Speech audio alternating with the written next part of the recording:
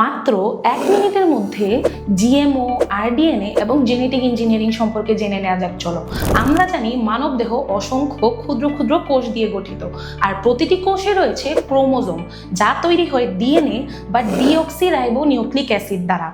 আর প্রতিটি ডিএনএতে ক্ষুদ্র ক্ষুদ্র অংশ রয়েছে যেগুলোকে আমরা জিন হিসাবে চিনে থাকি। মানবদেহে প্রায় 20 থেকে 30,000 জিন রয়েছে এবং এই ধরনের জিনের এক একটি সেটকে বলা হয় জিনোম।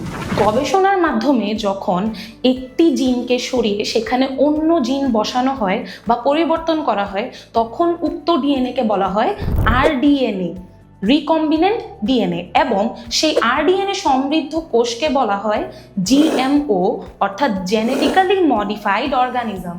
আর জীবদেহে জিনোমকে সাজিয়ে অথবা সেখানে নতুন জিনোমকে জোড়া লাগিয়ে নতুন একটি জীবকোষ সৃষ্টি করার কৌশলকেই বলা হয় জেনেটিক্যাল ইঞ্জিনিয়ারিং। তাহলে জেনেটিক ইঞ্জিনিয়ারিং, জিএমও এবং আরডিএনএ সম্পর্কে তোমাদের আর কোনো কনফিউশন থাকবে না তো?